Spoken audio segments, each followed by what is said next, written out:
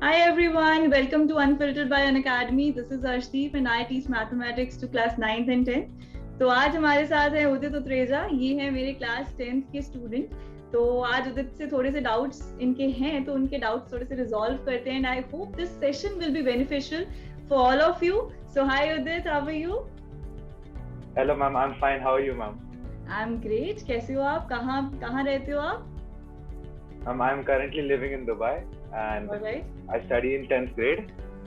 Okay. So preparation कैसी चल रही है आपकी? Preparation is really good. डर तो नहीं लग रहा है क्लास 10th में आके? No ma'am, not at all. Not at all. That's really great. अच्छा, तो आप थोड़ा स्टार्ट करो कि आपको कहाँ पे प्रॉब्लम आ रही है, कुछ ऐसी बातें हैं जो आप पूछना चाहते हो? Any queries?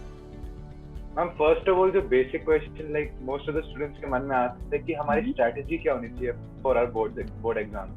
Like how do we prepare, like keeping our school exams aside and the board exams aside.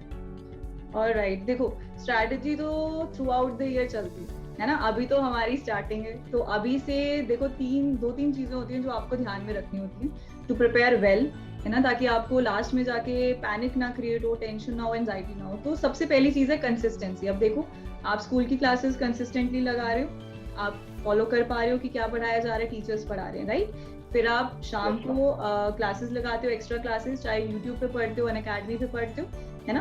तो वहां पे भी टीचर कुछ ना कुछ करा रहे हैं. तो मेक श्योर कि आप कंसिस्टेंटली क्लासेस को लगा रहे हो, रेगुलरली लगा रहे हो. ऐसा ना हो कि एक दिन आप में जोश आया तो मैंने इतनी क्लासेस लगा ली और उसके बाद आप दो तीन दिन बाद दूसरी क्लास लगा रहे हो, राइट. ये चीज नहीं होनी चाहिए. बच्चे ये बहुत बड़ी गलती करते हैं, ठीक है. दूसरा चीज जो आपको ध्यान में रखना होता है वो होता है कि आप सेल्फ स्टडी करो. ये भी एक बहुत इंपॉर्टेंट फैक्टर है. आप जितनी मर्जी ऑनलाइन क्लासेस लगा लो, बट अगर आप सेल्फ स्टडी नहीं करोगे तो रिजल्ट नहीं मिलेगा, है ना. तो सेल्फ स्टडी मतलब खुद का टाइम स्पेंड करना है अपने किताबों के साथ. टीचर के साथ भी करो बट ज्यादा टाइम खुद को दो और किताबों के साथ, ठीक है. तो self study is the second point जो आपको थ्रू आउट ध्यान में रखना है. And the third most important point is note making. तो जैसे सपोज मैं सेशन में पढ़ा रही होती हूँ, तो there must be some points जो आप साथ के साथ फटाफट जॉट डाउन कर रहे हो, नोट डाउन कर रहे हो, ठीक है. तो वो तुम्हारी नोट टेकिंग हो जाती है. पर सेशन लगाने के बाद आई वांट यू गाइस कि सेशन जैसे खत्म होता है, ब्रेक लो थोड़ा सा, उसके बाद जो आपने नोट टेकिंग करी है फिर अच्छे से रिफाइन करो. तो जब आप रिफाइन करते हो ना, ये चीज आपकी सेल्फ स्टडी में आ जाती है. तो दो फायदे, नोट्स भी बन रहे हैं और सेल्फ स्टडी भी हो रही है और कंसिस्टेंसी भी मेंटेन हो रही है. बस ये चीज को ध्यान रखो अभी के लिए, बाकी टेंशन लेने की जरूरत नहीं है, सब हो जाएगा. क्लास 10th बहुत इजी है. मैं हर बच्चे को बोलती हूँ क्लास 10th से डरने की जरूरत नहीं है. Yes ma'am. और कुछ? यस मैम, और जैसे अभी हम सिचुएशन को देखेंगे, कोविड चल रहा है, लाइक बहुत ज्यादा नेगेटिविटी आती है बहुत हर तरफ से. तो मैम हमारी अप्रोच क्या रहनी चाहिए कि हम नेगेटिविटी से दूर रहें? मुझे पहले ये बताओ कैसी नेगेटिविटी फेस करते हो आप? मैम लाइक बहुत डाउन फील करते हैं कभी कभार जब सुनते हैं लोगों से बातें और जो हो रहा है. अच्छा, मतलब स्कूल ना जाने की नेगेटिविटी है कि दोस्तों से मिलने को नहीं मिल रहा? नहीं, कोविड का सिचुएशन, कोविड डर आता है, कोविड का या फिर पेपर पता नहीं सीनियर्स के कैंसिल हो गए, हमारे ना कहीं कैंसिल हो जाए, है ना. ये चीजें वो भी कभी आता है मन में, है ना. तो बस बेटा, अगर कोविड को लेके नेगेटिविटी है तो उसको तो भूलो. मतलब ये ना, मैं ये बात बोलती हूँ कि 11th-12th के जो बच्चे होते हैं वो ढूंढते क्या है, डमी एडमिशंस ढूंढते हैं ताकि वो घर बैठ के तैयारी कर सके. तो आपके पास ये इतना मौका अच्छा मिला हुआ है आपको कि आप घर बैठो, ठीक है. आप मत देखो कि बाहर क्या हो रहा है, बिकॉज आई डोंट थिंक आपको इस चीज पे खुद पे इफेक्ट डालना चाहिए, ठीक है. द थिंग इज कि आप अपनी सेफ्टी पे ध्यान रखो कि हाँ जी मुझे कोई प्रॉब्लम ना आए या मेरी फैमिली ठीक रहे, ठीक है. उसके अलावा just concentrate on your studies. बाकी सब दिमाग से निकालो, क्या चल रहा है दुनिया में, no need to worry about that. अभी के लिए क्लास 10 पे फोकस करते हैं, ठीक है. और अपना वही है, अपना कहीं घर पे कॉर्नर पकड़ो और वहां पे अपना बैठो, स्टडी कॉर्नर बनाओ और बाकी चीजें भूल जाओ यार. नहीं, इसकी टेंशन नहीं लेनी, इसकी हमें नहीं लेनी टेंशन. ठीक है मैम, ठीक है मैम. और जैसे हम कहें कि लाइक जब हम जैसे अभी हमारा स्टेज है पढ़ने का, मैम जब आप लाइक इस स्टेज में थी, पढ़ने के स्टेज में, तो आप अपने आप को कैसे मोटिवेटेड रखती थी कि I should continue doing this और नॉट? बेटा मेरे तो पहले बात तो घर वालों का डंडा था सर पे, ठीक है, मेरे पेरेंट्स दोनों टीचर्स हैं, प्लस मेरे अंदर भी था यार, क्योंकि पता है मार्क्स लेके ना वो जो इतनी अच्छी फीलिंग सी आती है ना, एक प्राउड सी फीलिंग आती है ना, इज्जत मिलती है, कहने का मतलब है। चलो 10th के बच्चे को क्या इज्जत, बट हाँ वो चीज, वो फैक्टर बहुत इंपॉर्टेंट होता है कि हाँ हमने पढ़ाई करी और वी आर परफॉर्मिंग गुड और हमारे अच्छे मार्क्स आए। तो बस मेरे लिए वही एक मोटिवेटिंग फैक्टर था कि नहीं यार अच्छे मार्क्स लेने हैं, बहुत जरूरी है, मुझे अपने आप को प्रूव करके दिखाना है, ठीक है। तो वो मेरे लिए एक मोटिवेटिंग फैक्टर रहा ही है। लाइक 11th-12th में थोड़ा ज्यादा रहा है, तो उसी को ध्यान में रख के मैं पढ़ती रहती थी, बट इतना भी नहीं, पढ़ाकू कीड़ा भी नहीं थी, बट जितना चाहिए था, नीडफुल था, उतना पढ़ती थी। तो सही है, हो जाता है थोड़ा थोड़ा रोज। मैम जैसे अभी हमने अपनी स्ट्रैटेजी की बात की मैम, जब हम प्रेपरेशन करते हैं लाइक कभी कभार बहुत सारी गलतियां हो जाती है कि हम ये चीज गलत कर रहे हो प्रेपरेशन में और वो हमारे मार्क्स को अफेक्ट कर जाती है। तो लाइक आप थोड़ी कॉमन मिस्टेक्स बताओ जरा जो हमसे हो जाती है and how do we cope up with them. अच्छा मुझे उदित पहले आप ये बताइए कि आप कैसे पढ़ते हो, लाइक मतलब क्या रूटीन, क्या आपका डेली रूटीन क्या है? मैम 7:30 से क्लासेस शुरू हो जाती हैं और 12:30 तक चलती हैं। ये स्कूल है आपका? अनअकैडमी की यस, ये स्कूल की क्लासेस है। Then 5 to 6 hours on Unacademy and then rest is self study. Okay, तो सारा दिन पढ़ाई चलती है। तो जो स्कूल की क्लासेस ब्रेक भी होता है फिर ब्रेक भी होता है। तो ये जो स्कूल की क्लासेस लगाते हो, इसमें क्या ध्यान से पढ़ते हो या फिर ये जस्ट एमए अटेंडेंस के लिए क्लासेस लगाई जा रही है? मैम मोस्टली अटेंडेंस के लिए है ना, तो ये मोस्टली अटेंडेंस के लिए। तो मतलब आप ये देख सकते हो कि जो ये आप स्कूल जा रहे हो, इतने घंटे आप स्कूल को दे रहे हो, ये फिर अगर आप अटेंडेंस के लिए लगा रहे हो तो इसको मेयर अटेंडेंस के लिए रखो। मतलब दो चीजें होती हैं, एक तो आपको अपने स्कूल टीचर से समझ में आ रहा है तो आप उसको समझते हो, उससे फॉलो करते हो, नोट्स बनाते हो, एवरीथिंग। बट अगर नहीं समझ में आ रहा है आप क्या कर सकते हो, है ना, तो आप म्यूट करो टीचर को और अपनी सेल्फ स्टडी करो, ठीक है, वो टाइम यूटिलाइज करो। तो बेसिकली यहाँ पे बच्चा अपना सबसे बड़ी गलती क्या है कि स्कूल की टाइमिंग्स और ट्यूशन की टाइमिंग्स में फंसा रहता है, क्लासेस लगाता रहता है, इसको हम ऐसे बोलते हैं ना कि जैसे शो लगाता रहता है बट अंदर कुछ नहीं जा रहा, ठीक है। कहने को I am studying a lot, I am studying 12 hours, school भी और ट्यूशन भी, बट नहीं, ऐसा कुछ नहीं है ना। तो वो एक्चुअल आपकी ग्रास्पिंग नहीं हो रही है, तो उसको आपको क्या कहते हैं, एक टाइम मैनेजमेंट करना पड़ेगा अपने हिसाब से। जिस टीचर से समझ में आता है और आपको लगता है कि हाँ दिस इज यूजफुल, तो पढ़ो उससे ढंग से दिल लगा के। जिससे नहीं समझ में आता, कोशिश करते हो फिर भी नहीं आता, कुछ नहीं कर सकते, टीचर नहीं बदल सकते, बस म्यूट करो और अपनी पढ़ाई करो। तो वहां से एक चीज उठा ली तुमने, ठीक है, वहां से टाइम यूटिलाइज हो गया। तो सबसे बड़ी गलती तो ये भी है, मैनेज नहीं कर पाते टाइम। फिर क्या बात आती है, टाइम टेबल बनाने लग जाते हैं बच्चे। टाइम टेबल कैसे मैम, मैं 7 से 12 क्लासेस लगाऊंगा, उसके बाद मैं इतने से इतने टीवी देखूंगा, इतने से स्टडी सेल्फ स्टडी करूंगा, ये ट्यूशन, ये डिनर का टाइम है, फिर ये टीवी का टाइम है, मोबाइल का टाइम है। तो वो जो स्ट्रिक्ट टाइम टेबल बनाते हो कभी फॉलो नहीं होता, होता है ना, कभी नहीं होता फॉलो। तुम जितने मर्जी चार्ट्स बना के रख लो, मैंने अपना पूरा रूम भरा हुआ था पर मैं फाड़ती रहती थी यार, नहीं हो रहा। करना क्या है, टाइम टेबल नहीं बनाना है आपको, टाइम कितना देना है हर सब्जेक्ट को वो अलॉट करना। साइंस इजी लगता होगा, मैथ्स इजी लगता होगा या डिफिकल्ट, कोई सब्जेक्ट्स हैं जो डिफिकल्ट लगते हैं कुछ बच्चों को, कुछ और कुछ को कुछ, है ना। उनका लिस्ट बनाओ, ठीक है, और देखो कि मुझे मैथ्स के लिए कितना टाइम लेना है, राइट। तो अपना टाइम अलॉट करो, और मैथ्स को चाहे तुम दिन में पढ़ो चाहे रात को पढ़ो, दिन में कहीं से भी टाइम को निकालो और वो चीज कंप्लीट करो। पहली चीज ये करना है, ठीक है, हो जाएगा इतना, ठीक है। वो टाइम टेबल नहीं बनाना है, टाइम कितना घंटे देना है सब्जेक्ट को वो तैयार रखें कि मैं साइंस 2 घंटे पढ़ूंगा तो पढ़ूंगा चाहे कुछ भी हो जाए, ठीक है। और क्या तुम गलती करते हो, एनसीईआरटी भूल जाते हो। क्या लगता है कि भाई एनसीईआरटी के क्वेश्चन, मैम ये तो हलवा है, मैं क्लासेस ले रही होती हूँ तुम्हारी, भाई बच्चे दिमाग खराब कर देते, मैम एनसीईआरटी मत कराओ, ये तो हो जाएगा, ये तो कर लेंगे। बट एक्चुअली में तुम क्या करती हो, ये देख के कि 2-3 क्वेश्चन आसान है छोड़ देती हो, पता है मुझे हो जाएगा, वो ऐसे ओरली ऐसे होने लगता है धीरे धीरे, ठीक है। तो इसका क्या है, जब लास्ट में 4-5 महीने रह जाते हैं, हर टीचर बोलेगा एनसीईआरटी तो करके जाना, बाइबल है भी। बच्चा क्या बोलेगा, शिट यार मैंने तो किया ही नहीं एनसीईआरटी, है ना। तो बस आपको क्या करना है, एनसीईआरटी का हर एक क्वेश्चन करना है फर्स्ट प्रायोरिटी, ताकि लास्ट मंथ तक जाते जाते आपने 1-2 बार कर लिया हो, ताकि आपको आंसर्स भी याद हो गए। रट्टा नहीं मारना है, पर जितनी प्रैक्टिस कर लेते हो ना आंसर भी याद हो जाते हैं। एनसीईआरटी का एक एक क्वेश्चन, एक एक एग्जाम। तो ये गलती, और गलती तुम करते हो नोट्स को बनाना सीरियसली नहीं समझते, मतलब ऐसा लगता है notes is a time wastage, है ना, टीचर दे देगा यार, वो डाउनलोड कर लेते हैं, उसी से पढ़ लेंगे, या अपने दोस्त से मांग लेंगे, भाई तूने नोट्स बनाए, है ना।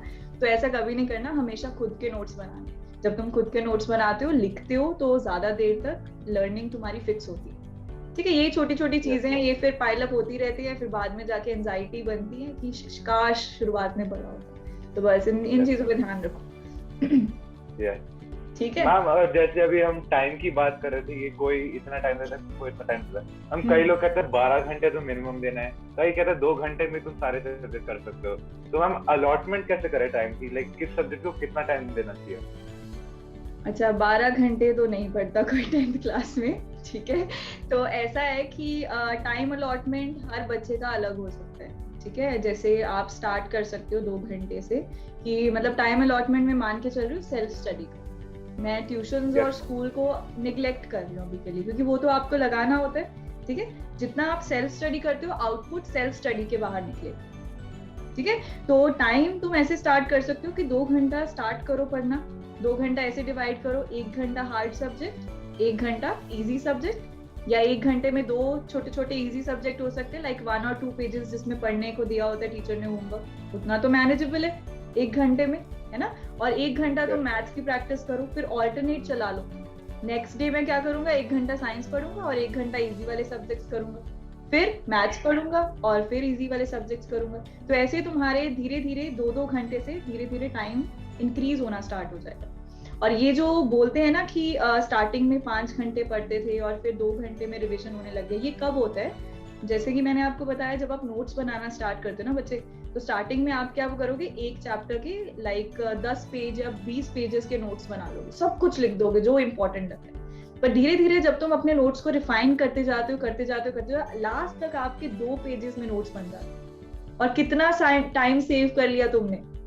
पेपर में बैठने से पहले वो 2 पेज पढ़ के जाओगे और तुम्हें सब याद आ जाएगा। हिंट चाहिए होता है बस, कितना टाइम बचा लिया। तो बस वही है, ये चीजों का ध्यान रखो, ठीक है। 2 घंटे से स्टार्ट करो सेल्फ स्टडी, ठीक। Yes ma'am. और फिर जो नेक्स्ट चीज हमारे उसमें आती है वो प्रेशर की बात है, कि हमको प्रेशर डलता है कि मार्क्स ज्यादा आने चाहिए, मार्क्स अच्छा आने चाहिए, everything depends on the marks. तो हम प्रेशर को कैसे हैंडल करा जाए? भाई प्रेशर तो लाइफ में कभी पीछा नहीं छोड़ेगा बेटा। तुम 10th में हो जाओ, प्रेशर है, 11th-12th में और भी प्रेशर है, ग्रेजुएशन में जाओ, फिर उसके बाद जॉब लेने का प्रेशर है। तो बहुत प्रेशर है जीवन में। तो प्रेशर का भी यही है सोल्यूशन कि बेटा इसको क्या ध्यान नहीं देना यार ध्यान ही मत दो। मतलब तुम सिर्फ उतनी बातें अपने दिमाग में डालो जितनी तुम्हारे लिए यूजफुल है। जो लगता है कि यार ये मुझे टेंशन देगा, मुझे नेगेटिविटी देगा, उसको वहीं से फिल्टर आउट कर दो, भगा दो वहीं से, कि मुझे अपने दिमाग में ये आने ही नहीं देना। अब घर में भी होते हैं, घर में भी कुछ लोग होते हैं जो बोलते रहते हैं टाइम टू टाइम आके, पढ़ नहीं रहा, क्या कर रहा है, टाइम वेस्ट कर रहा है, इतना पढ़ लेता, उतना पढ़ लेता। नहीं, तुम पर ये है कि वो तुम्हें रिमाइंड कराते रहते कि बेटा पढ़ ले, है ना। बट क्या है कि तुमने खुद के साथ ऑनेस्ट रहना है। ऐसा नहीं है कि मम्मी बोल रही है कि पढ़ लो, ठीक है, तो मुझे नहीं पढ़ना है, कि वो तो एम ही बोलते रहते, नहीं। बट खुद के साथ ऑनेस्ट हो। अगर आपको पता है कि यस यू आर स्टडिंग और आपको लगता है कि मुझे बेफालतू में चीजें बोली जा रही है, तो उनको इग्नोर करो, उनको अपने पे इफेक्ट नहीं डालने दो। पर मेक श्योर कि तुम खुद के साथ ऑनेस्ट हो और तुम खुद से पढ़ाई कर रहे हो अच्छे तरीके से, ठीक है बच्चा।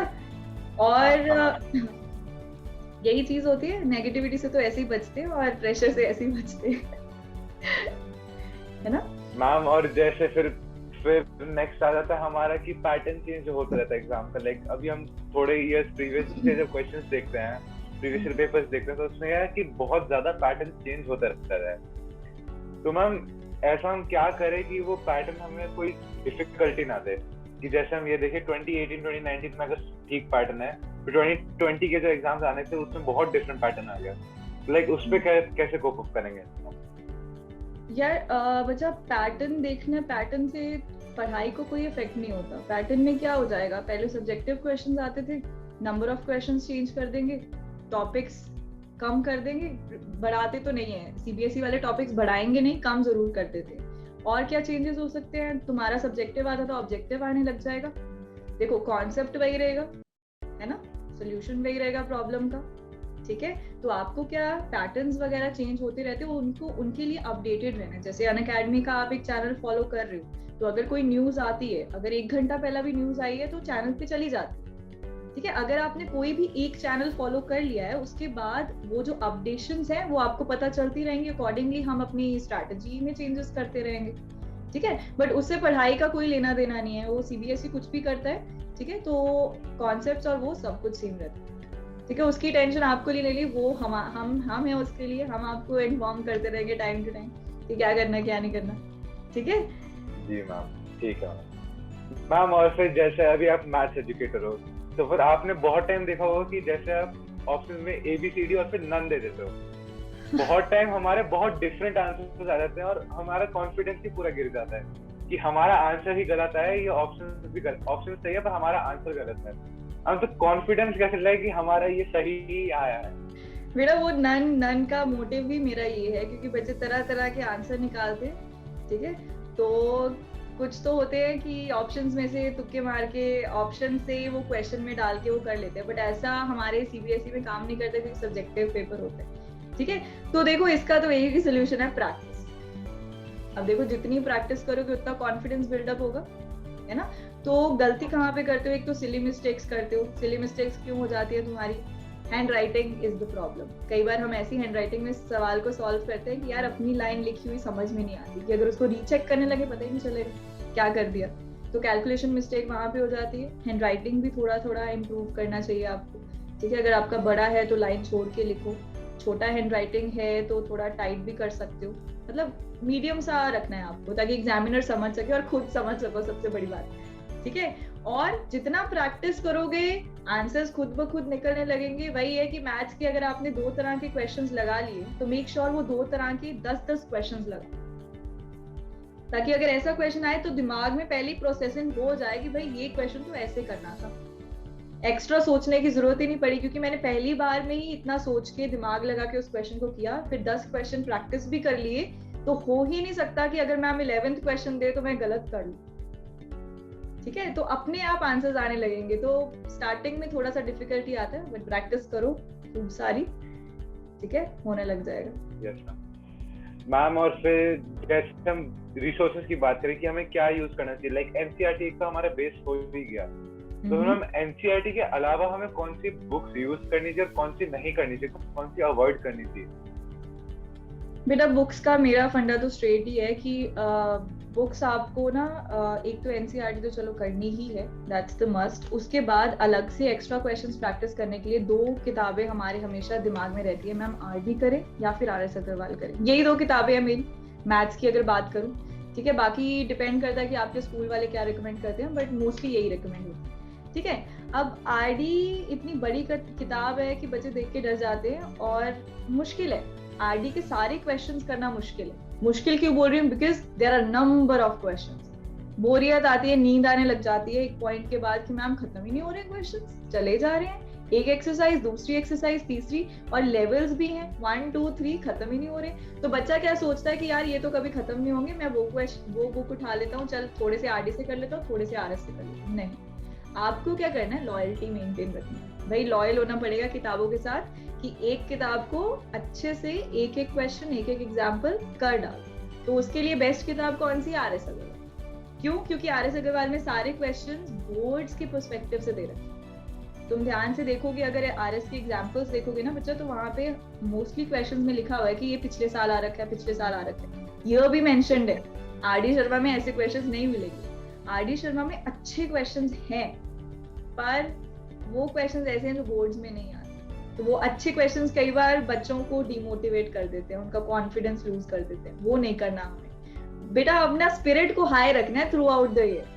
कोई आपका ऐसा ना क्वेश्चन होना चाहिए, ऐसा ना कोई टीचर होना चाहिए जो आपका कॉन्फिडेंस हिला दे, ठीक है। कॉन्फिडेंस को बिल्ड करके रखना है, बस हमने पकड़ के रखना है। तो एक अपना एनसीईआरटी तो पूरी खोल के पी जाओ, और आरएस अग्रवाल का एक एक क्वेश्चन नहीं छूटेगा, आरडी शर्मा अगर करना है तो आपको गाइडेंस के साथ करना पड़ेगा। अगर टीचर बता रहा है आपका स्कूल वाला कि बेटा ये वाले क्वेश्चन नंबर्स कर लो, तो वो कर लो, क्योंकि आरडी में कुछ क्वेश्चंस हैं बोर्ड्स के रिलेटेड, but most of the questions are out of the syllabus, so no need to do that until or unless you are very passionate about mathematics। नहीं तो मैं तो फोड़ूंगा, मुझे तो करने हैं, ठीक है। ये कुछ चीजें होती है जो आपको ध्यान में रखना होता है, ठीक। हम ये भी कहते हैं कि 5000 क्वेश्चन करने से ज्यादा ये है कि 500 क्वेश्चन तुम 10 बार काट लो। हाँ एग्जैक्टली अगर तुम 500 क्वेश्चंस देखो, 500 क्वेश्चन है, उनमें सपोज डिफरेंट कॉन्सेप्ट लग रहे हैं, अगर वो तुमने 10 बार कर ली तो you are reinforcing your concept, मतलब पक्का कर रहे हो, अपनी लर्निंग को फिक्स करके रख रहे हो अपने पास, तो मेमोरी में सेव हो जाता है, दिमाग ऐसे ही काम करता है, वो लिंक बना लेता है कि भाई ये क्वेश्चन ऐसे होना है, तो आने दो क्वेश्चंस, पेपर में क्या होगा, वैल्यू चेंज हो जाएगी ज्यादा से ज्यादा, कॉन्सेप्ट तो नहीं बदलेगा। तो एक बार बस जब फर्स्ट टाइम कर रहे हो ना, तो मेक श्योर कि कॉन्सेप्ट समझ में आए, रट्टा नहीं मारना मैथ्स में, ठीक है। और कई बच्चे करते हैं कि ये वाला क्वेश्चन है, ये इस तरीके से होगा, इसमें इसको डिवाइड कर देंगे, इसमें इसको ऐड कर देंगे, एचसीएफ ले लेंगे, ठीक है, जब आ जाएगा पेपर में एचसीएफ ले लेंगे मैम। उनको पीछे लॉजिक नहीं पता कि एचसीएफ क्यों ले रहे हैं। ये क्यों वाले जो सवाल है ना, ये आपको ये स्टार्टिंग फेज में कंप्लीट करने, ये लास्ट में नहीं आने चाहिए, साल के एंड में ये क्वेश्चन नहीं पुट कर सकते ठीक है, ये स्टार्टिंग में करोगे। हाँ मैम, फिर एक लास्ट क्वेश्चन जो आ जाता है हमारी तरफ कि हमारा मेन मोटिव क्या होना चाहिए। जैसे कई बच्चे होते हैं एनटीएससी के लिए प्रिपेयर कर रहे हैं, साथ ही साथ लाइक ओलंपियाड्स इन सब के लिए प्रिपेयर कर रहे हैं, तो हमारा मेन मोटिव क्या होना चाहिए पहले, कि should we focus on the competitive exams या बोर्ड्स पहले? देखो बच्चा, ये तो ये भी मैं ये बोलूंगी बच्चे टू बच्चा डिपेंड करता है।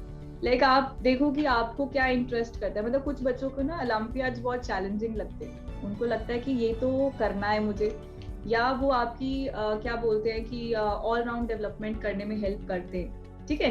देखो अगर आप 10th के बच्चे हो तो 10th क्लास में क्या सीखना जरूरी है, 10th क्लास में हार्डवर्क करना सीखना जरूरी है, ठीक है। कुछ बच्चे होते हैं वो क्या करते हैं कि मैम 10th तो हो जाएगी, आसान है, कर लेंगे। देखो कर कोई भी सकता है, बहुत ईजी है, हो जाएगा, कर लोगे।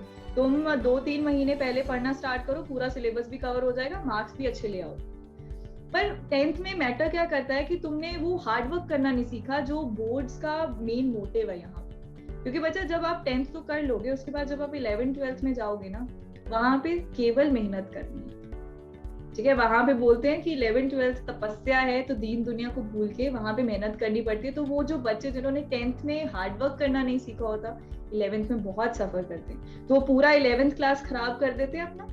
फिर 12th आता है, 12th में वो याद करते हैं कि काश 11th में पढ़ा होता, ठीक है। क्योंकि 12th is the crucial class, because competitive exams तब देने होते हैं, क्योंकि हमें अच्छे अच्छे कॉलेजेस में जाना होता है, प्रोफेशनल कॉलेजेस में, ठीक है, तब प्रेशर होता है। बट अभी के लिए it's your choice. If you think olympiad exams are fascinating you, कि आपको नई चैलेंज एक्सेप्ट करना है, तो गो फॉर इट, मतलब चॉइस है आपकी। पर ऐसा नहीं है कि ओलंपियाड की तैयारी करोगे तो 10th छूट जाएगा, नहीं, ऐसा कुछ नहीं होता। वो है कि 10th के कॉन्सेप्ट्स का भी हायर लेवल हो जाता है, ब्रेनस्टॉर्मिंग ज्यादा करनी पड़ेगी, बस, ठीक है। तो that was it from my side, और तो क्वेश्चंस नहीं है मेरे पास। और बताओ, बाकी क्लासेस में अनअकैडमी पे सब बढ़िया है? सारे टीचर्स अच्छे से पढ़ रहे हो, टाइम टेबल सेट हो रहा है, सिलेबस कवर हो रहा है, everything is good? Yes ma'am, सब कुछ अच्छे से। सैटिस्फाई हो? पूरे सैटिस्फाइड हो? बहुत ज्यादा, बहुत ज्यादा। ठीक है, तो बस अब यही अपना बेटा ध्यान रखना है कि आप अपनी स्कूल वाली क्लासेस को यूटिलाइज करना है। सिर्फ क्लासेस लगाने के लिए क्लासेस नहीं लगाना। जो सपोज अनअकैडमी पे टीचर्स आपको होमवर्क देते हैं, तो आप ये कर सकते हो, आप नेक्स्ट डे अपनी जो स्कूल की क्लासेस नहीं समझ में आती या जो आपको थोड़ी फालतू लगती हैं, ठीक है, बोलना तो नहीं चाहिए, बट हाँ मैं रियलिटी बोल रही हूँ, क्योंकि कुछ बच्चे नहीं पढ़ते हैं क्लासेस में, तो उन क्लासेस को यूटिलाइज करके अपने अनअकैडमी वाला होमवर्क क्या करो, है ना। होमवर्क्स को रेगुलरली करना है, सेल्फ स्टडी करना है, बस मेक श्योर जिस दिन जो पढ़ाई करी है उस दिन रात को सोने से पहले रिवाइज करके सोना। अच्छा, मैं एक टिप बताना चाहती हूँ यहाँ पे, है ना, बहुत ही मेरी जिंदगी में तो काफी काम आई है। कई बार सोने से पहले सपोज तुम कोई क्वेश्चन सॉल्व कर रहे हो मैथ्स का या साइंस का कॉन्सेप्ट पढ़ा है, नहीं समझ में आ रहा, 2 बार पढ़ा नहीं समझ में आया, क्वेश्चन किया नहीं हो रहा, एक काम करो, वो एक बार कॉन्सेप्ट को ना सोने से पहले देख के सो। तो हमारा जो सबकॉन्शियस माइंड है ना, नींद में नींद में उस कॉन्सेप्ट पे मतलब वर्क करना स्टार्ट कर देते हैं। तो हो सकता है लाइक मेरे साथ बहुत बार होता था कि मैं नींद में क्वेश्चन सॉल्व कर रही होती थी, तो नेक्स्ट डे जब तुम उठ के वो कॉन्सेप्ट को दोबारा देखोगे ना, हो जाता है क्वेश्चन सॉल्व। और ये तो मैंने बहुत बार आजमा रखा है, ये होता है। This is the power of your subconscious mind, this is very true. तो ये करके देखना, अमेजिंग है। बच्चों के लिए बहुत ही ज्यादा फायदेमंद रहता है ये। ठीक है, so I think that was all. कुछ और पूछना है? Any doubt? Ma'am total overall में मेरे को यही 4-5 क्वेश्चन आए थे, सारे आपसे पूछ लिया। चलो सही है, फिर बहुत ही बढ़िया है। और अपना स्टार्टिंग से पढ़ते रहो, ठीक है? मुझे पता है तुम लीडर बोर्ड पे आते हो, है ना? तो ऐसे ही लीडर बोर्ड पे आते रहना है, पढ़ते रहना है, मेहनत करते रहना है, ठीक है? Okay, so that was all for today. Okay, so thank you so much Udit for being here, and if you like the video guys, so do like it, share it, and subscribe to the channel. Thank you so much. Bye bye.